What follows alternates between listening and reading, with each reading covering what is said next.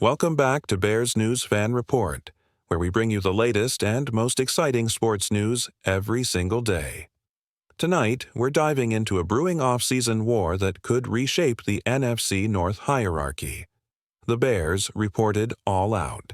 Pursuit of a future Hall of Famer at running back, despite fierce competition from his current team. But we're not going to reveal who just yet. First, let's build the suspense around why this chase has become the talk of league insider circles and what it could mean for Chicago's offense under new head coach Ben Johnson. Just days ago, whispers turned into roars when Ken Carman of 92.3, the fan in Cleveland, dropped a bombshell on air. The Browns want to bring Nick Chubb back. They are trying hard to bring him back. I know this. The Bears are very serious about bringing him in and are trying to make this push to bring him in. Imagine the ripple effects of that statement in Browns war rooms, in Chicago's front office, and across every NFC North coaching staff scrambling to adjust their defensive plans. Could it be that Chicago's new regime, led by Ben Johnson, fresh off building that legendary two-headed run game in Detroit, is ready to replicate the blueprint with its own thunder and lightning backfield? And if so, what does that signal about the Bears' long-term identity?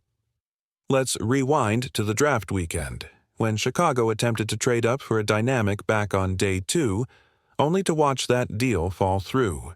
Instead of settling, Poles and company pivoted instantly, shifting focus onto a proven star who's already etched his name among the NFL's elite.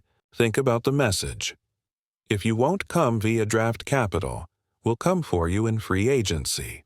Could that kind of aggressive pivot fuel even more competitive fire in Jan? 2026 NFC matchups? Fans are wondering if this is the beginning of a new Bears era, one built on relentless ground control rather than one-dimensional passing attack. Now, let's talk numbers and context.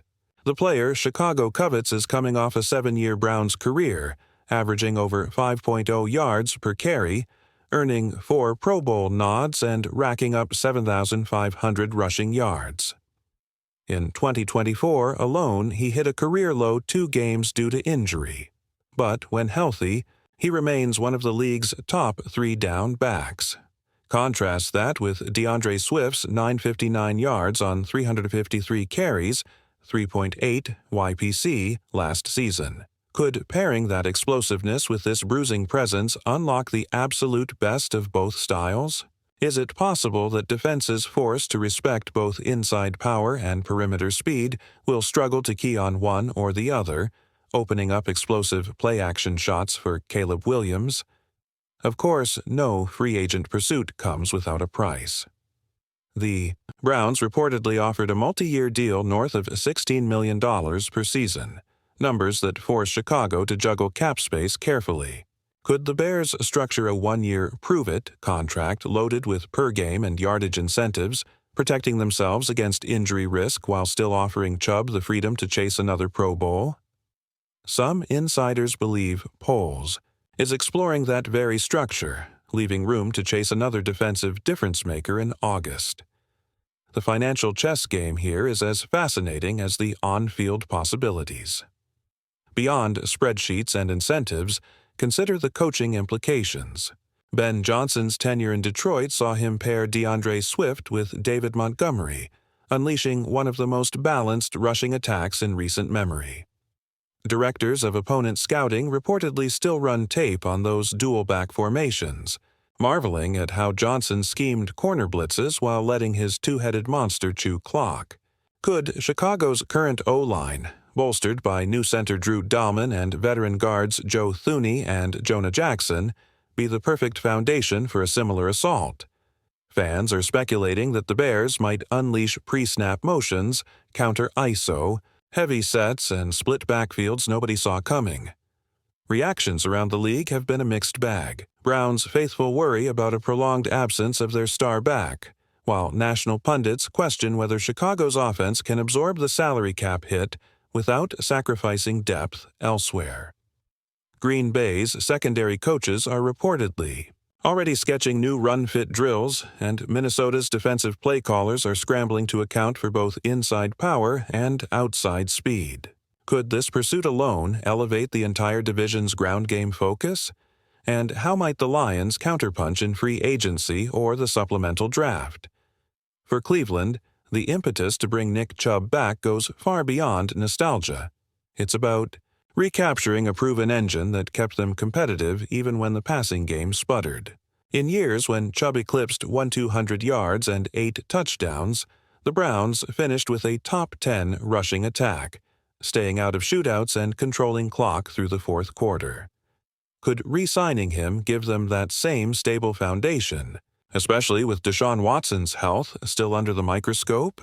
Some inside sources insist Cleveland's front office views Chubb not just as a playmaker, but as the tactical fulcrum of their offense, one whose absence last season exposed their over-reliance on unpredictable aerial fireworks. Another factor fueling Cleveland's pursuit is locker room chemistry. Since joining the Browns, Chubb has been praised for his professionalism, work ethic, and mentorship of younger backs like Jerome Ford. When the team slumped to a 4-4 stretch mid-season, it was Chubb's leadership, both on and off the field, that staffers credit with keeping the locker room focused.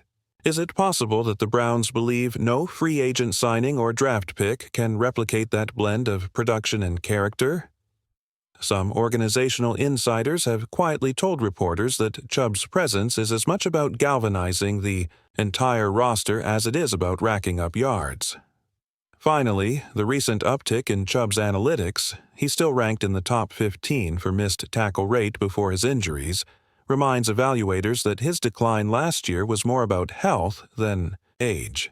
Watching film of his limited snaps, coaches saw that his burst remains intact, according to one AFC scout, and that his lower body strength could rebound. Could Cleveland's medical staff, armed with new rehab data, honestly believe they can restore Chubb to his former All-Pro level? It's these combined factors, offensive stability, cultural leadership, and medical optimism, that have Browns executives doubling down on their commitment to make Chubb their backfield centerpiece once again. But what do you think about all of this? Should the Bears go all in on bringing in Nick Chubb and risk a cap crunch, or would you rather see them invest that money in multiple positions of need? I'm personally torn. There's nothing like watching a back of Chubb's caliber bulldoze through loaded boxes, but I also love the idea of building depth across the roster. I can't wait to read your takes in the comments below. Which path would you choose? If you enjoyed this breakdown, don't forget to hit that like button, subscribe to Bears News Fan Report, and turn on the notification bell so you never miss an update, because when this chase turns into a signing, you'll want to have been here from the very first whistle. Thanks for watching, and as always, bear down.